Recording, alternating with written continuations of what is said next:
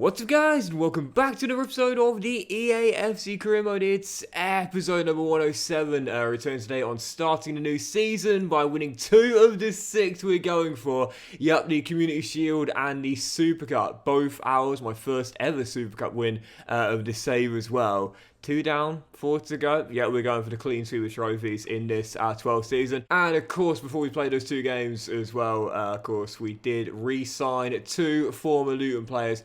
Gabriel Long, of course, coming back from AC Milan. And we signed Muric to be our Scott Carson as our veteran third choice goalkeeper / coach as well.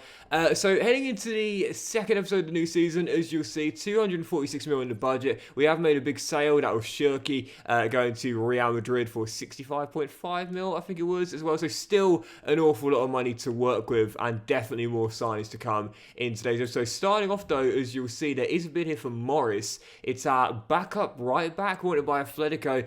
And to be honest, he's not really growing at all. 79 rated, 21 years old. When I first arrived here, I did see a couple of comments saying, don't give up on that young Welsh right back. Give him some game time. I think he's the regen of Connor Roberts, and he was a fan favourite here. So I'm going to keep him as my second choice. And before that first game of the Premier League season as well, I am going to make my third signing of the window so far. I've been asking you guys for transfer suggestions since the season began, and since I returned to Luton really. And I know after we sold him to Bayern Munich all those years ago, you know, there were some comments saying, why? You didn't need to sell him. No, it's true, but like several players that were sold and have since returned, we know how important Kaczmarek was after returning last season. Malcolm Cameron is going to be the next man to return. At Bayern, he's won everything there is to win there domestically, and now it's time to come back to the club where he started his career.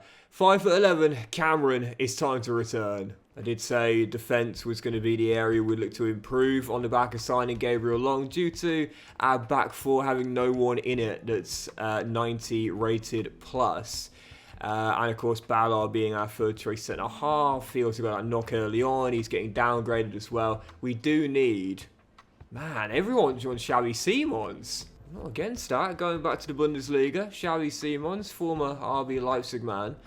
I'm trying to do the maths on that deal there. I don't think that really represents good value for money. I'm not against giving them Simons, but the fee they've asked for alongside him is way too much in my opinion. I'd say 40 million, even that is probably a bit of a stretch, but I'm not against it all things considered because we know Simons is in the final year of his contract. So, okay, might be able to meet in the middle here. There's some wiggle room, definitely. Let's go 42.5 mil. Not in a rush to get rid of Simons. And, okay, alright, this will be the last negotiation here. We'll go 45 million pounds. I'm not in a rush to get rid of Xavi Simons. Yes, in the final year of his contract, but he's just as important to me to keep. So, in the end, they would accept that. 45 mil plus an expiring Xavi Simons. That is not a bad deal, that. Could have been better, but could have been worse. Don't get me wrong, I was absolutely delighted to return to Luton and find Xavi Simons there waiting for me to work with him again. And last season, he was brilliant in our first year back at Power Court. But in the final year of his contract,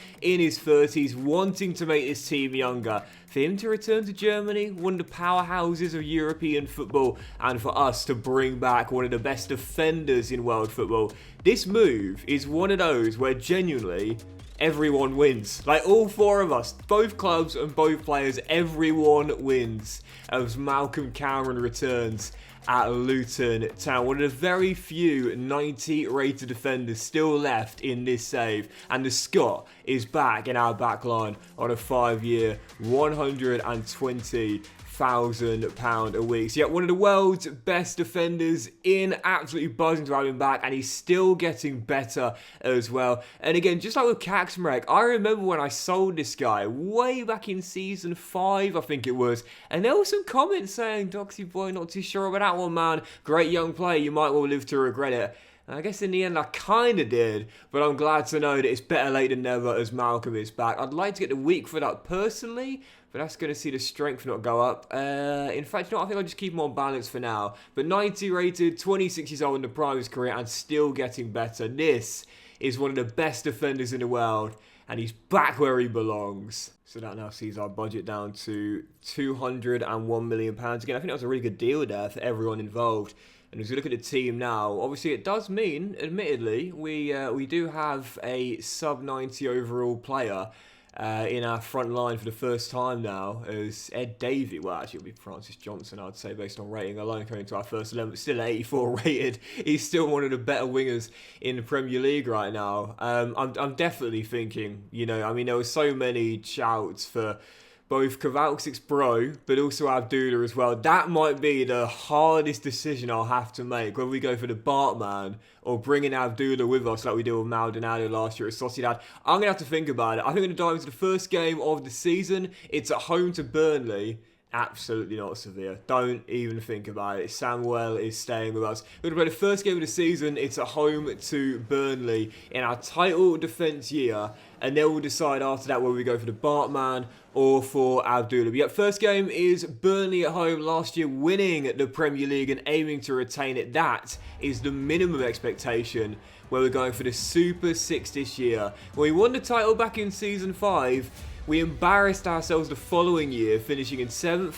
This year, I'm simply not letting it happen. First game of the season in our title defence year, Burnley at home, 3 points required. Yeah, Burnley last season might have finished mid-table, but still worth remembering 2 years ago, they were last 16 in the Champions League. It was sort of like a Leicester City-esque European adventure for them. But it's, oh, what a chance. Long and Kowalczyk with a double press.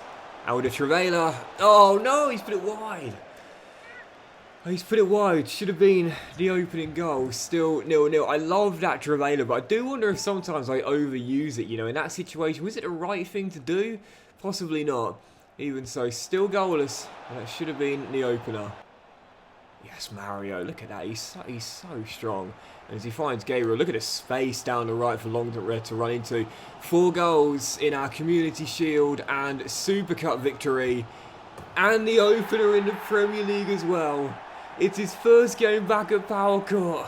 Welcome home, Mr. Long. Unbelievable. Hasn't missed a step. 5 in 3. Best player in the world. Last year, Kowalczyk was odds on to win the Golden Boot before the injury that cost him for the season. I'd say based on the start that this man has made, he's looking like a very likely favourite to win it this year. No doubt about it. As we still lead by 1, but at the moment Burnley are really struggling to get out of their half. We've got them penned right now as Cocksmith hustles with Alan Varela. He's going to need a teammate here because he's not the strongest. Johnson says, I've got your back, bro. I've got your back, skipper. And Gabriel Long has got another. This is ridiculous. What a start for the world's greatest. Mario wins it back, and can we get a quick fire double right before the break? Oh, lovely ball. And Cox! He wants to win the assist title back to back, and he's just got our 3rd of the season. Cox and Long, the dream duo, absolutely dominant in our first 3 games. Luton freeing it up at the break and laying down a statement of intent on match day 1. Title defence? Oh yeah, we're favourites for it, no doubt about it.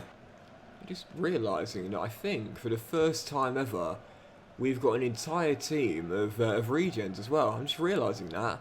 Since Cameron's come back and Johnson's taken Simon's place this game, this is the first time with the entire save, 12 years in, that we've had an entire team fielded of regens out there.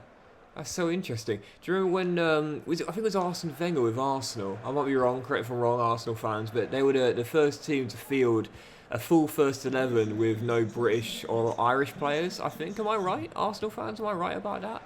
This is one of those sort of like momentous moments in the save. A whole team fielded of regens.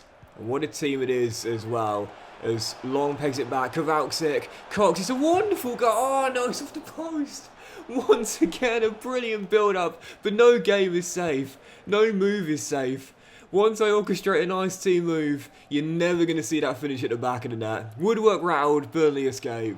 Well, we might have had Ballard and Giles on the bench, but it is a win for Regen FC and New Gen FC, considering the youth grads, in our opening game of the Premier League. Long once again with a double, the 3rd straight brace for Gabriel Long. And Cox with his first of the year as well. Statement of intent laid on match day 1. So when we go back to the main menu here, we shall see a couple more bids for Sebastian. And whilst we have just signed Malcolm Cameron, I said this in the last episode, it's like at the moment these players are practically priceless because we couldn't find anyone else to replace them that's just as good. So at 87 overall and only 23, still getting slightly better. There's no point in selling. Yeah, it's a lot of money, but we couldn't find someone better to replace him. So right now, 202 mil in the budget, and I don't even know whether we really actually need to bring someone in, which is crazy despite all the money. I'm really undecided on the Bartman and Abdullah though. Really undecided. And I still wouldn't mind bringing Angelo Bianco to Luton as well, because he's not a player we've worked with before. We never really got a chance at AC Milan, and he's become an absolute monster there at the King Power. I don't know. I'd say we could probably only bring in one superstar, maybe one more squad player now. I'm just not sure what combination of those two it should be. And despite all the bids we're getting here, about several that I've just rejected off camera, Bayern wanted to replace Malcolm with Sebastian. I'm actually quite keen on that player they're including in a deal, but to be honest, I'd rather try and pick him up myself without having to sell or swap a player alongside. René Hoffmann was in hot demand last season, whilst he's probably going to become our third choice now after Cameron returns. I'm still not selling him either. I think we'll play the Forest game after our first away day of the season, and then we'll decide.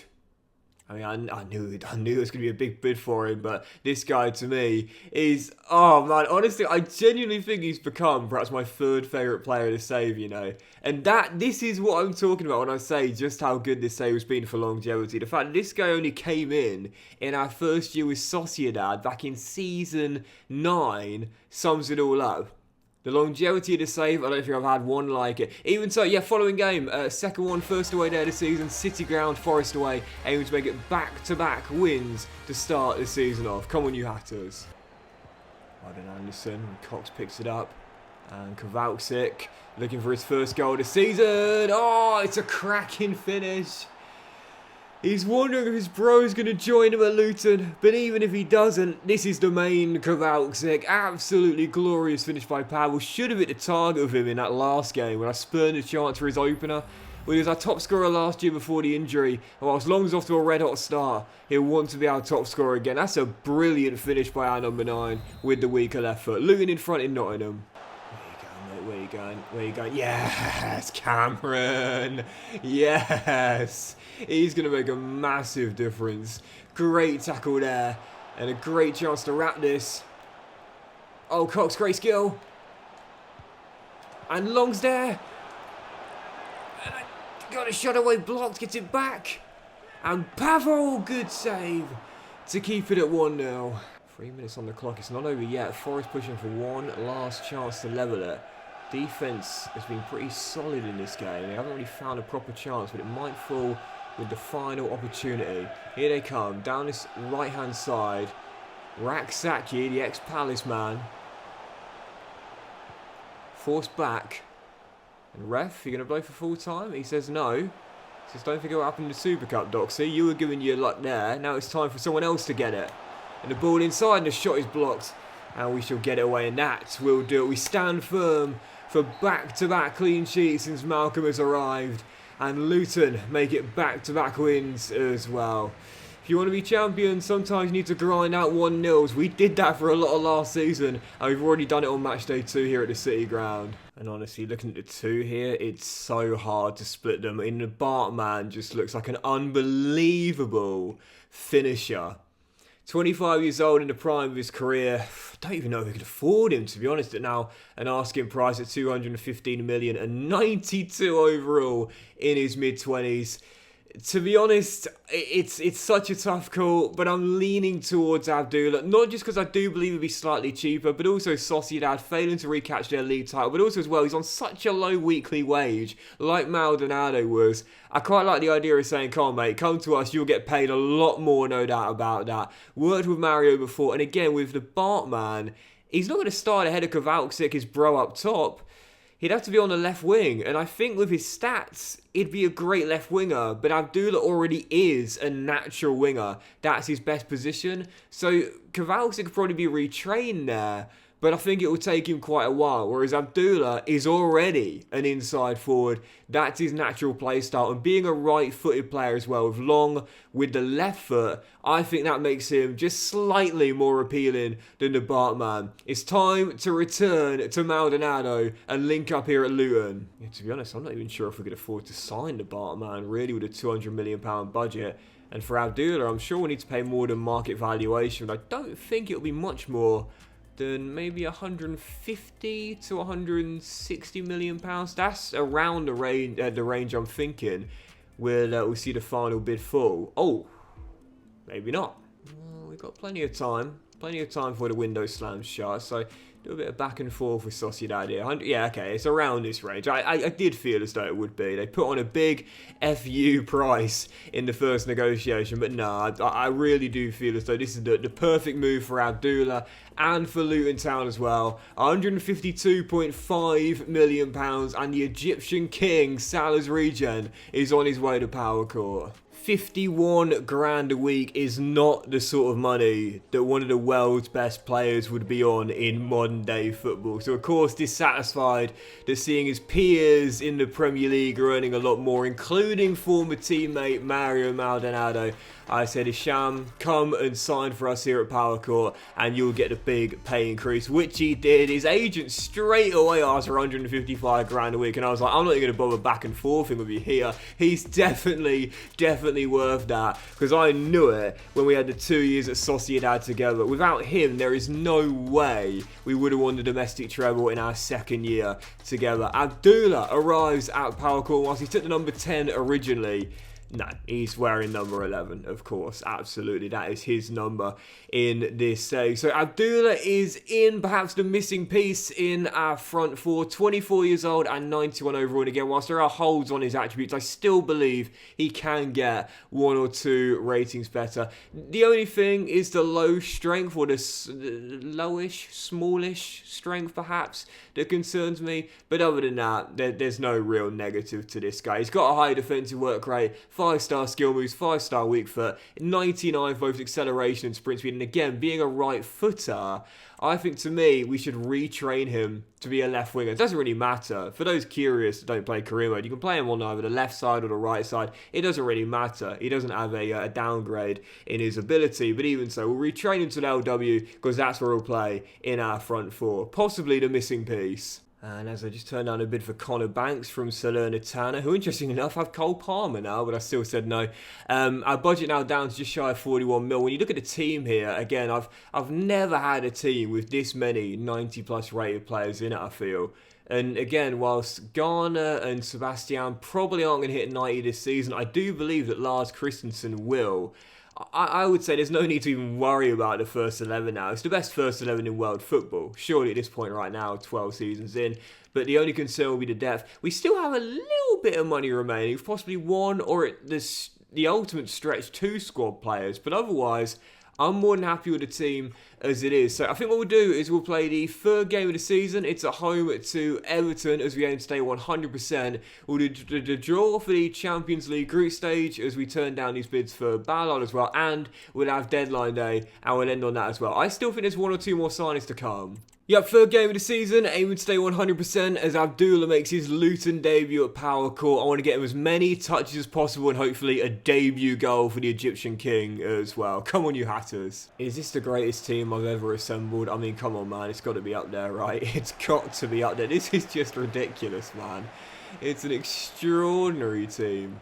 And again, whilst there's not that much in terms of quantity of depth... In terms of the first 11, I don't think I've ever had a better team than this. This, to me, I would say, is definitely my greatest ever career mode. Starting lineup, at least, as Cocksmith. Puts it just wide. Come on. So, second half begins. Still tied at 0-0. How have EA not fixed that graphic yet? You know when you're in the Premier League with the overlays and it says end second half instead of start of second half? How have they not fixed that yet? It's mid-December, guys. Seriously. It's one word. It's not that hard to change. But still tied at 0-0 here. And as Cox finds Kowalczyk, surely that first goal is coming. This is one of those games where it's like, you know, with all those stars up top, with all the attacking quality, it's like, even if like one or two are having a bad game, surely one of the others is going to turn it on, you know. Not everyone's going to have a great game, but surely because of the sheer numbers of attacking quality, chances are it's a numbers game. Someone, he's going to have a performance needed to win a game. Abdullah fires wide, still goalless. Toffee's hanging on. Maldonado wins it back. Gabriel Long to Anderson. Through the gap is Abdullah. Kowalczyk takes it in his stride. And it's Captain Cox to the rescue. I said one of them wouldn't let me down out there. And in the end, it's the short king who fires in the opener. When you've got 4 world-class frontmen, surely it's a numbers game. One of them is going to find a breakthrough. Kowalczyk drags the current defender across. That gives Cox the freedom, who drills in his second in 3. Luton will surely win it late. Everton force it long, and Garner wins the duel, but it'll drop back to the Toffees there. Cox takes a tumble, but thankfully gets straight back up. As the Toffees are going to go for one last chance to find a leveller here, but instead Garner says, I don't think so. It's going to be game over, and Luton will win it. Just keep hold of the ball here, as Kaczmarek chips it to Mario in space. And Maldonado, who is just so good at dictating tempo and playing brilliant balls like that, has found Christensen, who might take it all the way for the dagger, and he puts it wide. That would have been worthy of an assist, that. Mario's pitch vision is on another level. You know, those players who just have a ridiculous IQ. Mario Maldonado is that guy. Love him, and this is why he's going nowhere. As Luton win it once again. Second game in a row we grind out a 1-0, but this is what champions at times need to do. Cox to the rescue as the 3-point stay at Power Court, and we remain 100%. As we have yet another monster bid for one of our starters, this time Osasuna coming in with a £101.8 million bid for Albi Garner. Where have they got all that money from? Where have all these clubs got this money from? It's unbelievable the amount of bids that are coming in. Even though Ballard is starting to show signs of decline, I want to keep him here till retirement, just like Ryan Giles. And that means that as deadline day is about to arrive, all the bids coming here. But again, I'm not selling anyone.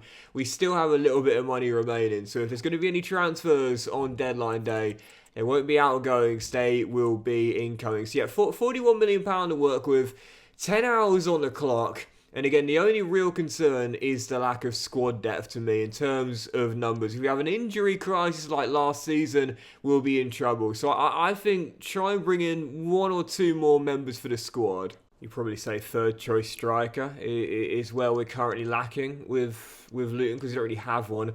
Obviously, you know, Cox, Long, Abdullah, they can all play striker, obviously. And to be honest, I really wanted to bring in this guy. He was the Golden Boot winner at the World Cup, by the way, this season. I saw in 2034. Unbelievable striker at Leeds, but slightly out of our price range now, I would say. Really, the only 2 players that are affordable are this Colombian at Aston Villa, Pepe Vidal, and Elijah Adebayo at 36 years old. I still wouldn't mind bringing back for one last dance, if I'm being honest here. Even though he'd be third choice striker, I wouldn't really want to play him because his physicals are just completely gone. So yeah, this is tough, man. This is tough for the final bit of money on the final day. I would quite like to bring in this guy here. He was actually at my team, Millwall, before Bayern signed him. Don't know what he was doing at Millwall, really. 81 rated, 26-year-old French CM. He's definitely the region of someone, but I'm not sure who it is. If you do know, let me know in the comments. But the reason I quite like him is because he's sort of my player. Do you know what I mean? Jack of all trades, 90 stamina, can literally do anything, good at the back, but also great going forward as well, with a high defensive work rate. That's my sort of player. If you know whose region it is, let me know, but he's the guy I'm going to go after on deadline day, I feel, because he's a sort of versatile player that can really play anywhere. So we'll go with a valuation bid to begin with, £23.5 million. And Bayern straight away say, yeah, they haven't got much use for it at the Allianz, but I definitely will give him some minutes here at Power Court. He looks pretty solid. A 5-year, 55 grand a week deal as he takes a slight pay cut on a sporadic squad role. Jerome Boucher is actually, I think, how you pronounce that, not Boucher, as I was going to call him. Jerome Boucher is in from Bayern for a valuation deal of £23.5 million. And, you know, again, it's my sort of player, man. You know, my sort of player. High defensive work rate, very, very balanced stats, still getting slightly better with really high stamina as well. He's definitely the region of someone, but I'm not sure who it is. So if you do know, do let me know in the comment section down below. I think he looks really cool as well, so happy to have him there. I kind of prefer to keep him on balance as well. I wouldn't mind getting him the high attacking work rate as well, and looking at this guy as a complete box to box. But really, I want to get all his stats up evenly. He's very well distributed all across the board in terms of attributes, and I like to keep him growing that way as well. And as our budget now drops to just shy of 15 mil, I think we're probably done for signings now. I don't think we could bring anyone else in, really, that would have much quality to add to the team, as yet another big comes with Ghana. Where are all these clubs getting this money from? Lons 92.6 mil, Sassoon 101.8, and Getafe 104.6 mil. Dear, oh dear, they're cash rich, those clubs, much to my surprise. But yeah, to be honest, I quite like the size it is. What we could do as well is possibly or convert Francis Johnson as striker. He's definitely got the stats to play there, and I would say would benefit from that position change too. But really, I'd say we're fine now. Like, I'd say we're totally fine. So what I might just do is just leave the cash as it is, and if a deal becomes available in January, we might opt to take it. Possibly with Giles declining very quickly, we'd go for a new fullback. But the question is, who could we get for the small amount of money we've now got left over? Yeah, getting some big bids here. It's Real Madrid and I want to take down Ballard, but again, I want to keep him till retirement alongside Ryan Giles as well. I think personally we'll leave the cash where it is. If a deal becomes available in January, we'll go for it. If we've got an injury crisis, we need to bring, you know, 1 or 2 players in, we'll have a little bit of cash remaining for that. But for now, I think we'll be okay between now and the very earliest January. So I'm going to be okay. I'm just going to reject all the bids that come in from here on out. And we'll close out deadline day with just a one signing of Boucher coming in from Bayern. And so as deadline day comes to an end, you'll see the top deals on the day, including Romeo Lavia's return to the Premier League from Stade Rennais for 59.4 mil to Spurs. Sandro Teixeira, a young Portuguese left-back, off to his native country of Benfica for 46.8 mil from Seville. And Noni Madueke is also back in his own country from Frankfurt to Manchester United for £44.1 million. For us, just a one signing in the end there, no sales. And yeah, I think we'll be okay now until January. If we do have injury problems like last season, we'll reassess in January. But right now, I'd say the squad is good enough. More than good enough, really. And now we've added a little bit of quality and depth to it as well. I think we're going to be alright. So, yeah, the final thing we'll do today then is see the draw for the Champions League group stage. In fact, has it already been made? I think it has, actually. The draw for the Champions League group stage, where Luton Town will be taking on, here we go, first season back in, it's his returning. Wait for it. Oh no, we got him again! We got him again! AC Milan in the group, Toulouse and Shakhtar Donetsk as well. AC Milan, we just can't avoid them. Ever since we left, we had them with Sociedad in the CL final, last year in the Europa League final, and this year in the CL group as well.